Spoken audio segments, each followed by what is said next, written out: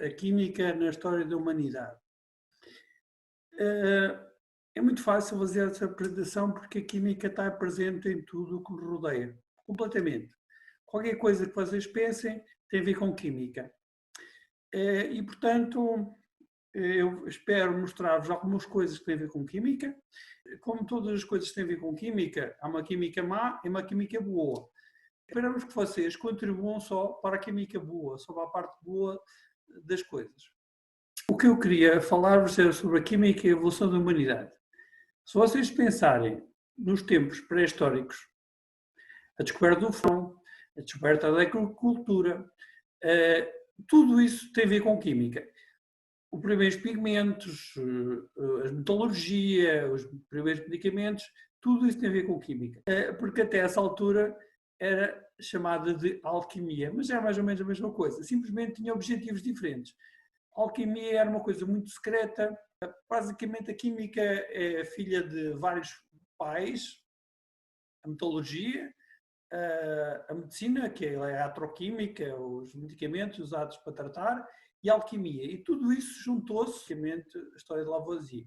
A partir daí, a química entrou em evolução muito rápida. A química orgânica apareceu no século XIX, evoluiu muito rapidamente, as pessoas rapidamente fizeram pigmentos e depois o que é que faziam a partir do dinheiro que ganharam dos pigmentos? Faziam medicamentos. Portanto, o século XX é basicamente o século da química. Se vocês olharem à vossa volta, tudo tem a ver com química, tudo tem a ver com desenvolvimentos químicos e, portanto, eu vou-vos dar alguns exemplos. Mesmo agora no século XXI, quando vocês pensam no tratamento do Covid, por exemplo, como é que vocês tratam? Usando medicamentos, usando vacinas, isso tem a ver com química. O primeiro pessoa a descobrir os micro-organismos foi um químico. É muito fácil, a partir a posteriori, pensarmos nos génios que estavam em determinado sítio. É verdade. Mas pelo menos podemos pensar. E muitos destes génios tinham a ver com os desenvolvimentos científicos, com a escrita, com a discussão. É muito importante discutir com os colegas. E a química foi das primeiras ciências, depois todas as outras fizeram a mesma coisa, a publicar muito, a rever, a discutir, e tudo isso faz a ciência evoluir. O chá, as porcelanas e o chá, por exemplo, foi das coisas que demoraram mais tempo a serem descobertas no Ocidente, como nós fazíamos aquelas coisas. Portanto, durante muito tempo era uma espécie de um segredo dos chineses. Depois a Índia, Atenas, Edimburgo, Florença, modernamente o Silicon Valley. Isto são basicamente os vários sítios que têm a ver com os génios. Obviamente há uma discussão se será que existem génios ou pessoas que trabalham muito. Eu acho que as pessoas que trabalham muito é que vão ser os génios, porque génios que não trabalham quase não há nenhum. Se vocês pensarem bem, ao longo da história vocês encontram génios que trabalham imenso, muito, muito. Na parte de baixo temos coisas do CERN. Na parte de cima temos a indústria química. Obviamente, os químicos têm de analisar do que é que são feitos os materiais, como é que podemos chegar àqueles materiais e, portanto, isto é o papel clássico dos químicos, o papel clássico dos engenheiros químicos é fazer grandes quantidades. Obviamente, há várias coisas, mas o que é importante que vocês retenham é que há beleza também na química, muita beleza. As fábricas químicas. E depois, não precisa olhar para uma fábrica, basta olhar para os legumes. Obviamente, aqui temos umas mangas que foram embrulhadas num plástico e depois temos caixotes e depois temos coisas. Okay, todas as coisas que nos rodeiam têm a ver com química. Mesmo que seja agricultura biológica, usamos, de alguma forma, um controle químico, nomeadamente para saber se a agricultura é mesmo biológica ou nos estão a enganar. Portanto, a química está em todo lado. Na cor dos pimentos, na cor dos limões, se limões são ácidos, são básicos. Portanto, o Marco Polo descobriu o efeito de altitude. A altitude, a pressão, varia com a altitude. E, portanto, eles descobriram, passando umas montanhas muito altas, perto do Tibete, eles descobriram que as batatas não cozinham. Porquê que as batatas não cozem? E o Marco Polo discute isso. Ele descobriu também o petróleo. Ele viu pela primeira vez o amianto, Hoje em dia o amianto é uma coisa diabolizada, mas naquela altura era uma coisa mágica, porque o amianto era aquilo que era incombustível, chamava-se salamandra. E viu também o açúcar, ele viu a pimenta, ele viu os bichos da seda, ele viu pela primeira vez o papel. As porcelanas só no século XVIII é que perceberam como elas eram feitas. De tal forma, eles guardaram o segredo. Mas é muito interessante olhar para a história e ver como as coisas foram evoluindo. Portanto, depois, logo a seguir, os nossos navegadores quiseram fazer mais ou menos um caminho, mas um caminho marítimo. Nós, de facto, sem sermos chauvinistas, nós abrimos novos caminhos ao mundo, porque a maior parte das pessoas só viam daquela maneira, era sempre igual. E nós levámos, por exemplo, ao Brasil, as canas de açúcar, criámos a escravatura, infelizmente, porque as pessoas queriam açúcar em grande quantidade, mas ao mesmo tempo descobrimos também como acabar com a escravatura fazendo fábricas, por exemplo. Descobrimos na América do Sul os chocolates, descobrimos na América do Sul os pimentos. Isso é uma história muito interessante, porque quando eles vinham carregados de pimenta, que era basicamente uma coisa que era picante, que era a piperina, e descobriram uma coisa parecida, que era os pimentos, que não, embora fosse em termos químicos seja muito parecido, é muito diferente. É a capsaicina. Temos aqui os bolos de Tentugal. Basicamente, os bolos de Tentugal têm tudo o que tem a ver com as nossas viagens marítimas. Tem a ver com, basicamente, a farinha, tem a ver com açúcar, tem a ver com canela, que é o sinal da aldeído. Portanto, tudo isto tem uma história. O nosso problema é diferente. Nós não temos montes de coisas que são feitas por máquinas. Portanto, daqui a uns anos, o nosso futuro vai ser como é que nós inventamos novas máquinas, como é que nós controlamos as máquinas, em vez de cortarmos cana. Entretanto, por exemplo, em termos químicos, fizeram açúcar a partir da beterraba. Quando houve um embargo, parte do nosso açúcar vem da beterraba sacarina. Mas pior que isso, as pessoas não gostam nada de açúcar, então substituíram o açúcar por stevia, por compostos que são doces sem terem o mesmo valor calórico. Tudo isto tem a ver com evoluções químicas. Ou seja, não podemos olhar para o passado como o passado era mau, não sabia nada e só hoje nós é que sabemos. O que acontece é, daqui a 20 anos, não sabemos o que é que vai acontecer. Por exemplo, em dezembro, as pessoas não sabiam, estávamos aqui confinados, mas o que é engraçado, o que é interessante, é que todos os institutos de investigação desenvolveram, eu acho, eu aliás escrevi sobre isso, e eu não sou só o único, mas outras pessoas escreveram, todos os objetivos têm a ver com química. Eu desafio-vos a vocês a pensar quais são os objetivos que não têm a ver com química. Por exemplo, o fim da pobreza. Ok, o que é que isto tem a ver com química? Tem a ver com dinheiro? Não. Hoje em dia já não é da mesma maneira, mas houve uma altura que o ácido sulfúrico era o índice de riqueza de um país. O índice de riqueza de um país é a quantidade de cientistas que ele tem. E, portanto, quanto mais pessoas sabem, mais pessoas podem fazer coisas.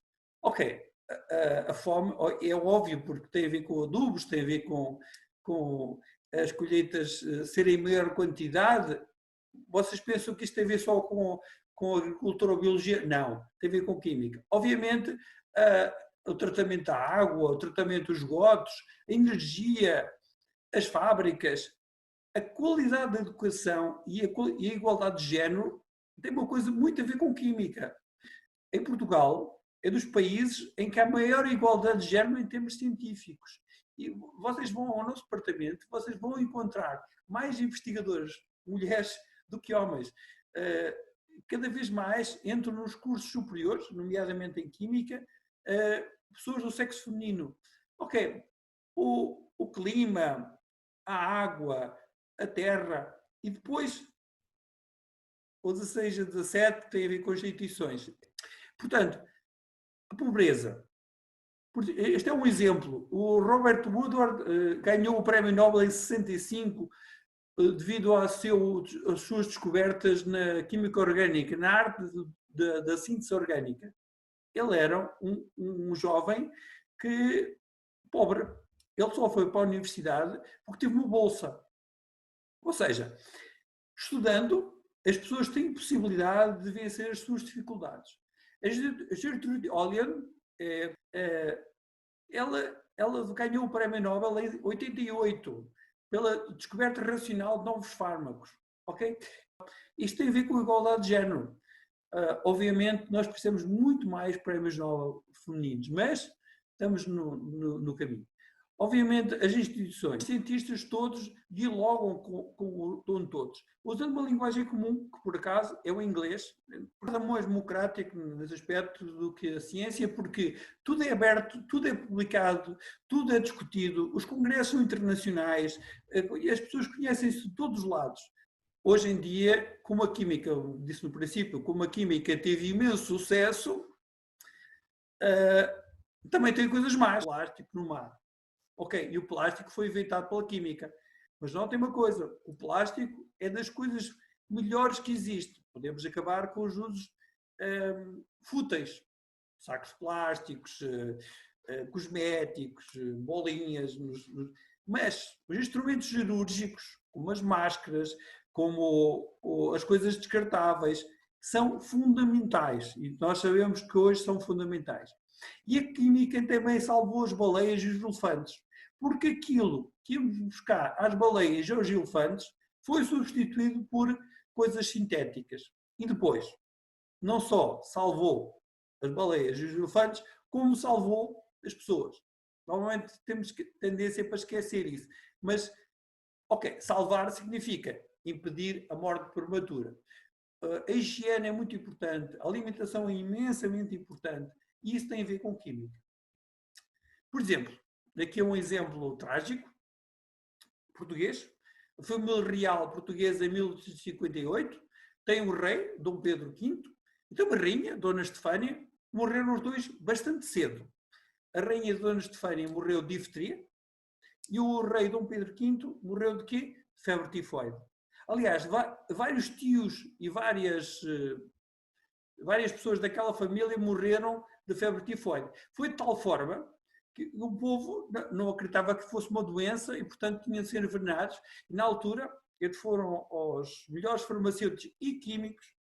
Houve 3 químicos portugueses que participaram na autópsia para analisar, não do Pedro V, mas de um príncipe. Vocês notam uma coisa, a mortalidade infantil e a mortalidade juvenil era muito grande, mesmo entre os reis.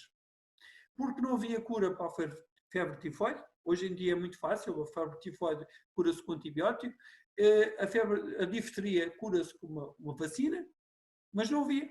Ninguém tinha pensado nisso. Isto aqui é uma lista das descobertas científicas que salvaram vidas. À cabeça estão os fertilizantes sintéticos, 1/3, metade da humanidade. O número está mais ou menos fixo, eu já tenho encontrado valores maiores. Depois, logo a seguir, os transfusões sanguíneas e os grupos sanguíneos, a vacinação da varíola. Aliás, somando todas as vacinas, temos mais de 1.000 milhões de pessoas, ou seja, quase 15 a 20% da população deve a sua vida, ou melhor, a não morte prematura às vacinas. A Revolução Verde do trigo, o tratamento da água com cloro. Hoje em dia as águas são vigiadas, as águas são controladas, as águas são analisadas e, portanto, esse problema não se punha, já ninguém morre de febre tifoide, pelo menos no Ocidente. A penicilina. Portanto, vocês podem encontrar aqui várias coisas, mas a penicilina, por exemplo, só foi descoberta a meio do século XX. Embora tenha sido descoberta antes, a produção em massa só vai aparecer a partir do meio do século XX. Mas, basicamente, vocês podem pensar em 3 coisas que a química tem contribuído e, de facto, a ciência também. A alimentação, a higiene e os medicamentos. ok? E essas três coisas têm a ver com química. Aqui temos um gráfico das descobertas científicas e o tempo de vida esperado, que tem aumentado. E vocês podem ver aqui o efeito das guerras. Parece uma boa ideia, mas no final acaba por ser uma má ideia. Mas a guerra acabou por dar um grande avanço à penicilina, porque como havia muitos feridos, havia um projeto secreto, vocês nunca ouviram falar, chamado Projeto Penicilina, que tentava produzir a penicilina em grande quantidade. O projeto só foi meio bem sucedido, porque, embora no final da guerra produzissem a penicilina em grande quantidade, nunca produziram penicilina de forma sintética. Isso é uma coisa muito química. Produzir a penicilina a partir de outras coisas quaisquer. Os fertilizantes sintéticos, a partir de 1909, os grupos sanguíneos a partir do princípio do século, usar o cloro na água, as vacinas. Ok, em 1981 e 2014 foram descobertos cerca de 1.500 fármacos. Mais de metade deles são de origem sintética. E mais engraçado que isso, não são sequer inspirados, são inventados. Okay? E é por isso que nós precisamos de químicos medicinais, porque trabalham em equipa, não só uma pessoa que desenvolve um medicamento. A ideia do cientista romântico que descobre uma coisa é uma coisa um bocado ultrapassada. Pode acontecer, mas normalmente é uma equipa que trabalha com um objetivo e que submete projetos. E a massa crítica é muito grande, acabamos por descobrir. Portanto, eu acho que estou convencido que vamos descobrir uma vacina, vamos descobrir um medicamento para este vírus. Isto tem a ver com muitas pessoas a trabalhar. E acontece a mesma coisa com os fármacos. É muito difícil, hoje em dia, cada vez mais, fazer fármacos, porque os fármacos obedecem a um conjunto de regras muito rigorosas, fruto de problemas que houve, primeiro com os rótulos que eram mal feitos, depois com os efeitos secundários, depois com várias coisas. Os medicamentos seguem uma coisa muito apertada. Eles têm de ser testados, primeiro em células, depois em animais, depois em pessoas. E, portanto, o normal será cerca de 10 anos. Mas, hoje em dia, usando os computadores, podemos ir mais rápido, felizmente. E esperamos que vocês contribuam para esses avanços. De qualquer forma, usando os computadores, podemos, por exemplo, simular milhares e milhares de novas moléculas que podem não ser medicamentos, mas são promissoras. E só há uma que é promissora e é essa que nós sintetizamos, é essa que nós testamos. A penicilina é um exemplo interessantíssimo porque já envolve equipas. De facto, o Alexander Fleming é conhecido pela descoberta. Ele, de facto, não descobriu a penicilina, ele descobriu uma ideia. Porque ele tinha sido médico na Primeira Guerra Mundial e ele pensava, como é que eu posso tratar daquele sofrimento daquelas pessoas? Então ele descobriu que havia um fungo que matava bactérias. Ele, pela primeira vez, pensou, eu posso usar esse fungo para matar bactérias, e depois os três ganham o Prémio Nobel em 1945, quando acabou a guerra. Entretanto, um anel, que é o anel de quatro coisas. E o anel de 4 coisas é muito comum em química. E, portanto, houve muita discussão. Finalmente, a estrutura da penicilina ficou definida em 1945. Mas ninguém conseguia sintetizar a penicilina, porque era muito difícil. Cada vez que tentavam, o anel de 4 coisas quebrava e deixava de ser eficaz. Hoje em dia sabemos como é que a penicilina funciona, sabemos como é que os vírus funcionam, podemos replicar o seu DNA, o seu RNA, naquela altura é muito difícil. Hoje em dia podem usar os computadores e máquinas e imensas coisas que na altura não tinham. A síntese total só vai aparecer em 1959. Curiosamente, quando fazem a síntese total, percebem como podem modificar a penicilina. Portanto, hoje em dia a penicilina é semissintética.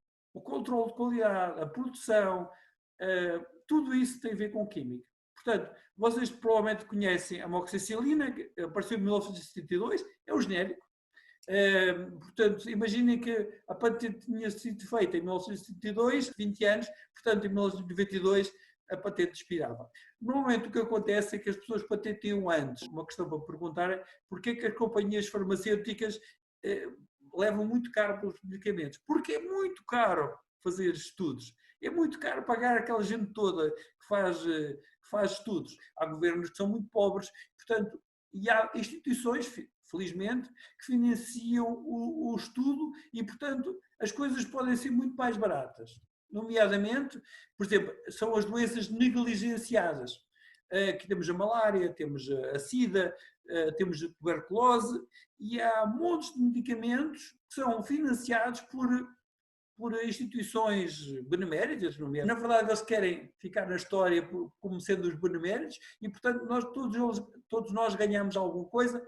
Entretanto, no Ocidente, estamos a pensar já na medicina personalizada. E a medicina personalizada tem a ver com nós sermos capazes de dar um medicamento para aquela pessoa, em vez de dar medicamentos assim à toa, porque aquela pessoa tem febre ou que aquela pessoa tem qualquer coisa, damos um medicamento especificamente para aquela pessoa. E isto é tratado através dos computadores, é tratado através do DNA. Estamos a caminho. E quando temos muitos, já vou chamar a atenção para isso, alguns deles vão acabar por vencer, vão acabar por entrar. E neste momento temos quase prontas as vacinas para a malária. A SIDA já é uma doença crónica, já não é aquela doença que matava as pessoas de uma vez por todas. Eles não gostam nada de ser mortas e, portanto, estão sempre em evolução. E, portanto, nós vamos precisar de sempre de novos medicamentos diferentes.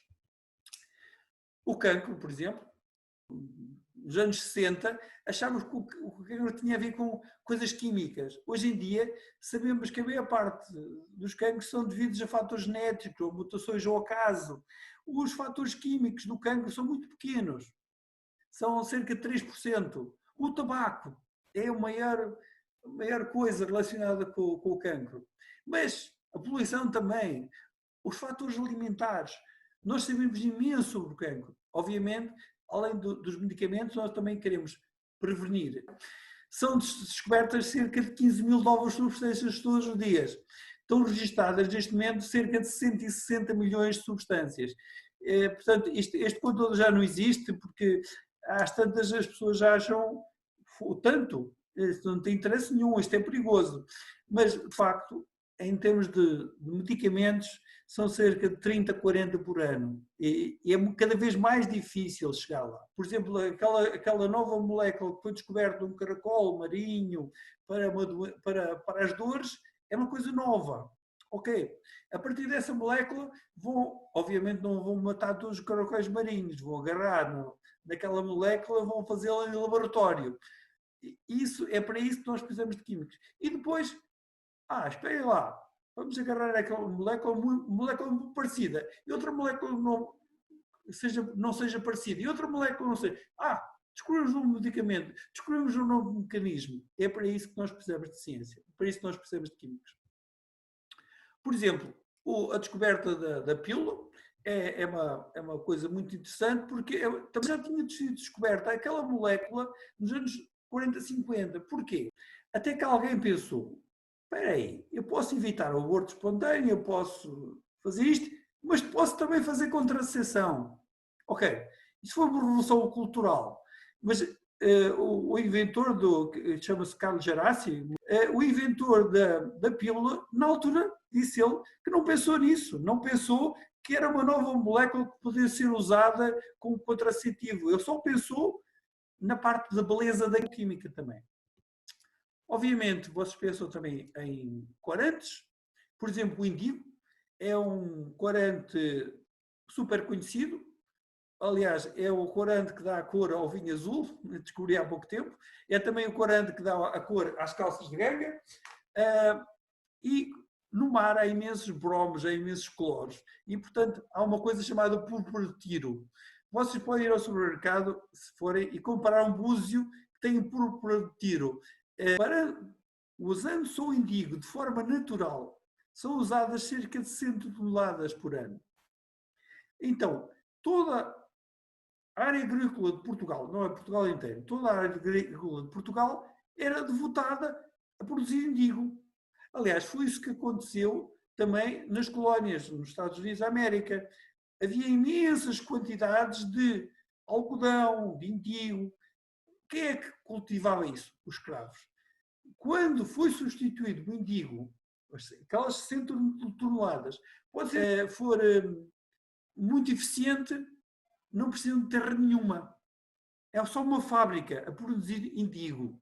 Ou seja, aquela necessidade de terras enorme desapareceu. E, portanto, nós hoje podemos produzir indigo de forma, numa fábrica, de uma forma muito mais sustentável do que produzir indigo de forma natural em milhares e milhares de hectares. Porque não, o problema é, hoje em dia, é como tingir as calças de ganga, ou o que seja, com o mínimo de impacto ambiental. Okay? Portanto, a ciência não para, está sempre a evoluir, está sempre a discutir.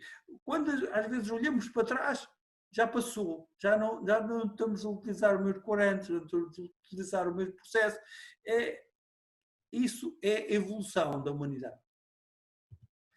Obviamente, a humanidade está muito contente, então usa muitas roupas. Esse é um problema ambiental que nós temos, mesmo sendo muito mais sustentáveis hoje em dia.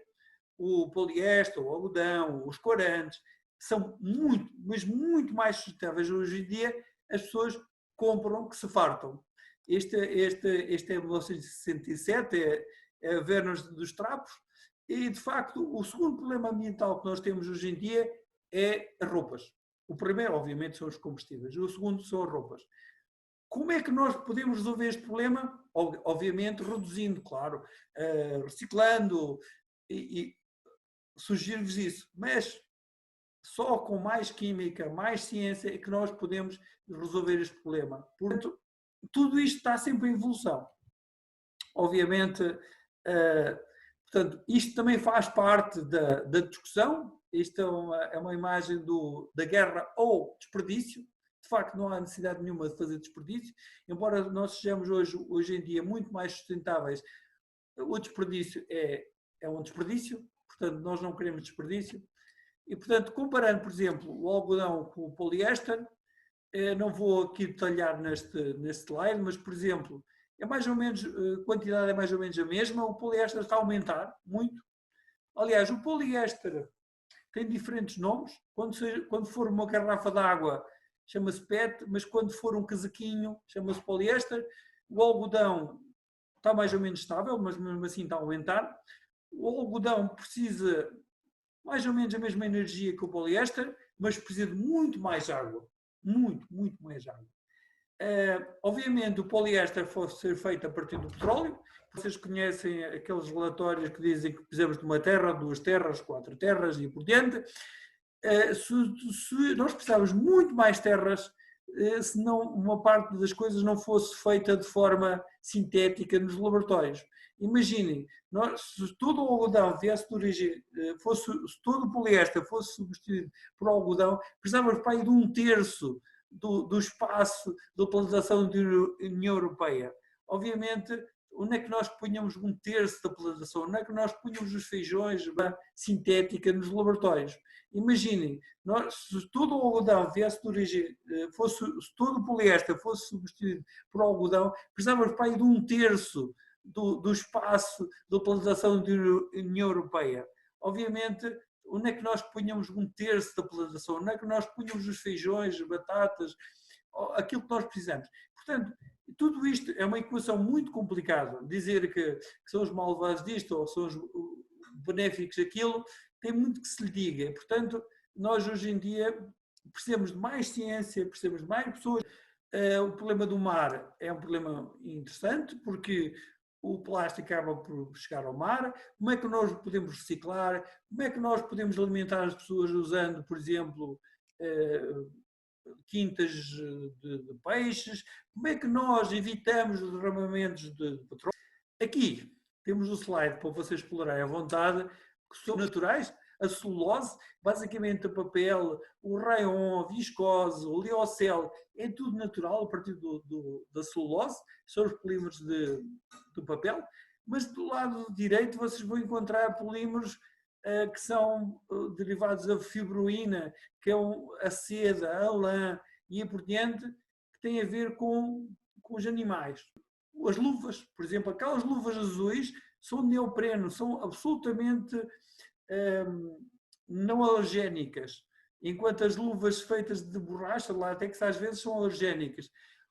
Hoje em dia vocês vão encontrar na cozinha imensas coisas de silicone.